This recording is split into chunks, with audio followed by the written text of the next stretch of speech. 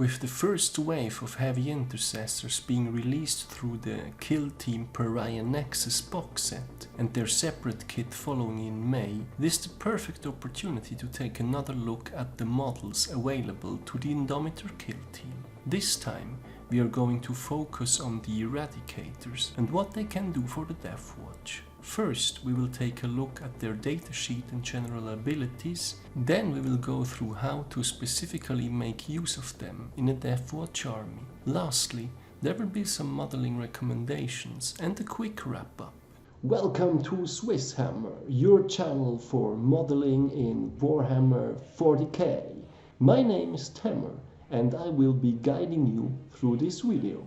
Remember, back in October 2020, when the first Deathwatch FAQ for 9th edition got released, everyone was still immensely hyped about Eradicators, their overperformance, and how the Deathwatch would end up spamming near infinite amount of OPSEC Eradicators. Well, a few months, a couple codexes, supplements, FAQs, and thousands of community nerf cries later, let's have a look at how things are going for the Eradicators. Rocking the solid Gravi stats line of toughness 5 and 3 wounds, their only real downside is the limited movement of 5 inches in combination with their melter weapons with a maximum range of 24 inches. If they wanted to make full use of the updated melter rules, they would have to get within half range of that. But even though their base cost has been raised from 40 to 45 points in the Space Marine January FAQ, they are still being considered as one of the best anti-tank options. Their default loadout is the Melter Rifle, which is of the Assault type. For an additional 5 points, it is possible to get the Heavy Melter Rifle, which is of the Heavy type. For every 3 models in the squad, it is also possible to take 1 multi-melta for plus 10 points. They also got their infamous Total Obliteration ability, which enables them to do double shooting if the whole unit is firing at the same target and if the Eradicators did not advance. For the time being, we will make a mental note that the Melter Rifle is of the Assault type. More on this later. Last but not least, specifically for the Deathwatch, they can be included into an Indomitor Killteam, with anywhere between 1 to 5 Eradicators. Note that because of the 1 multi-melta for every 3 models rule, an Indomitor Killteam can only ever have a maximum of 1 multi-melta. For detailed information on how to build an Indomitor Killteam, check out my guide linked in the description. For the purposes of this video, we are going to look specifically at running Eradicators in an Eradicator squad versus running them in an Indomitor Killteam. But before we actually move on to the comparison, I want to briefly touch on direct competitors to Eradicators and what it means for the Deathwatch. Ever since their points increase, the debate around alternatives has been relaunched, with Devastators being a more fragile but potentially more offensive option, and attack bikes being a highly mobile and almost as deadly pick. In fact, we are already seeing some tournament lists leaning heavily into attack bikes instead of Eradicators. The important part here for the Deathwatch is that we do not gain access to Devastators and that the access to attack bikes is heavily limited as they are only available as part of the veteran bike squad. What you want to take away from this is that regardless of what happens in other Space Marine armies, at this point, Eradicators are still the best anti-tank choice available to the Deathwatch because we don't get access to their current competitors. With that out of the way, let's move on to the actual comparison between Eradicators in the Deathwatch. When running them as an actual Eradicator squad, Eradicators are a heavy support choice, and their regular squad size is between 3 and 6 models, including the Sergeant. This means that when going for the max size of 6 models, it is possible to take 2 multi-meltas. This is the only way to do it, though they can then of course be split into combat squads. When including them into an Indomitor Killteam, the Eradicators count as troops and therefore gain OPSEC. you can include anywhere between 1 to 5 Eradicators with any loadout, meaning that you can not only include one multi-melter per 3 Eradicators, but that you can also freely mix between the melter rifle and the heavy melter rifle. They don't get access to an Eradicator sergeant, but I would argue that in this particular case there is no real reason to have one anyway. Speaking of heavy melter rifle, while the assault type might seem like the obvious choice at first, there are two things to consider.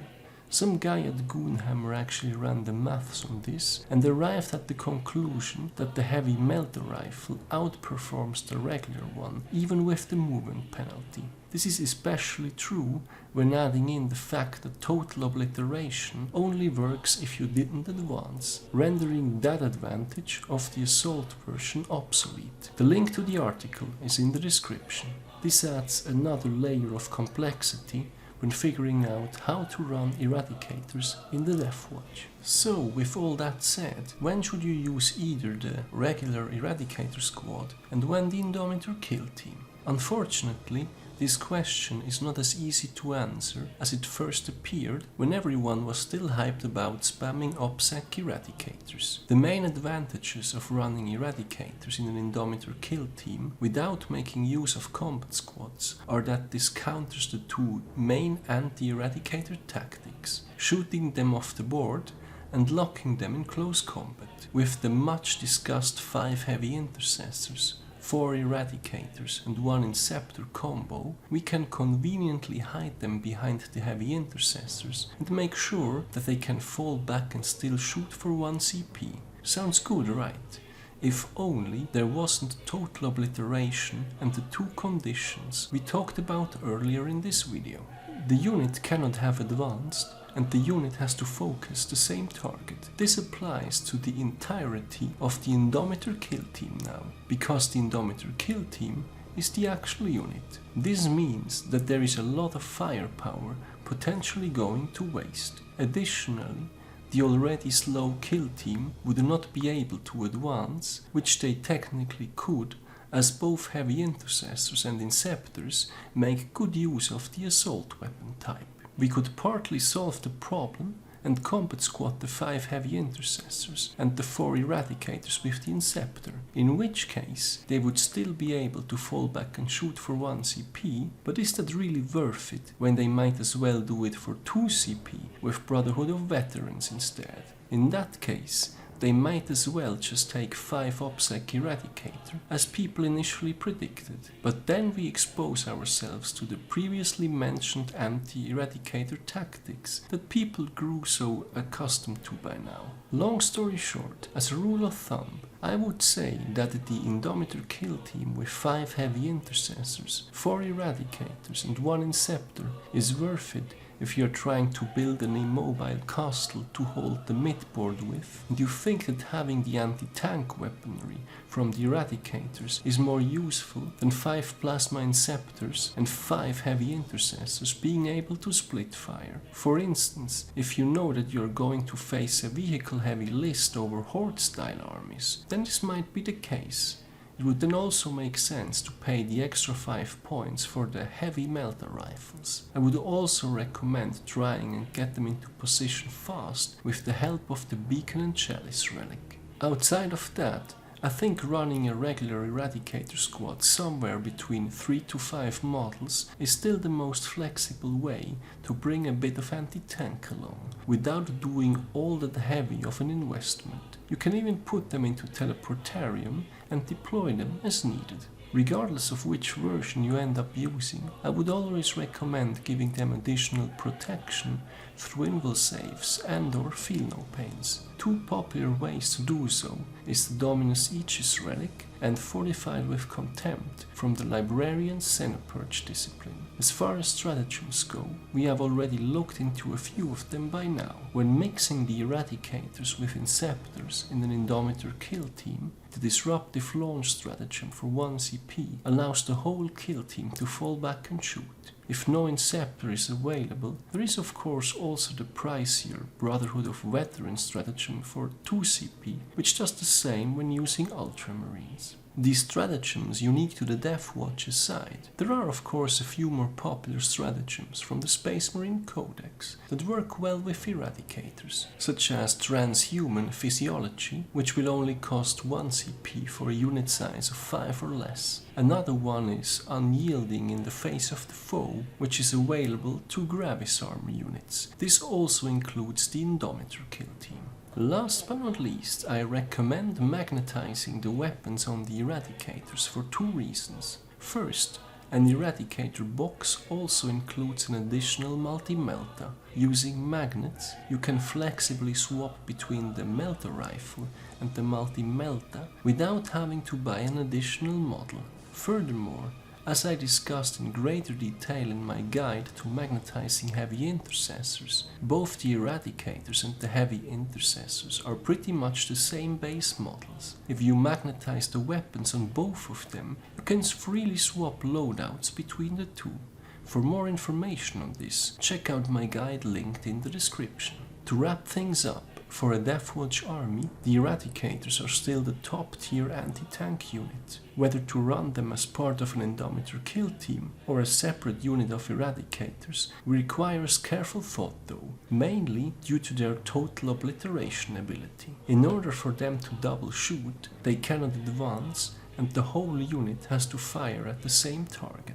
This creates the potential issue of the firepower of other models in the kill team going to waste. A cheap and flexible way to run them is a regular squad of Eradicators, in which case deploying them through the teleportarium might be a good option to keep them protected for as long as possible. But even on their own, Eradicators are not entirely defenseless though, as they still get access to the popular Space Marine stratagems such as transhuman physiology and unyielding in the face of the foe. Furthermore, the Deathwatch can protect them with the Dominus Sieges or fortified with contempt from the Librarian's Xenopurge discipline. When mixed with an Inceptor, the Eradicators can also benefit from the Disruptive Launch stratagem, which lets them fall back and shoot for 1 CP. Additionally, the Brotherhood of Veterans stratagem allows them to do the same for 2 CP, in case they are on their own and get tagged in close combat. Last but not least, their weapon loadouts are surprisingly simple to magnetize, and you can even swap them out with Heavy Intercessors. So that's it for the Eradicators in the Deathwatch. Have you guys already built yours, and how are you planning to use them now that the Indomitor Killteam is about to become more accessible? Let me know in the comments. Thank you very much for watching, guys. I hope you have been enjoying this video. Give me a thumbs up if you did, and don't forget to subscribe if you haven't done so already. Thanks again and see you next time.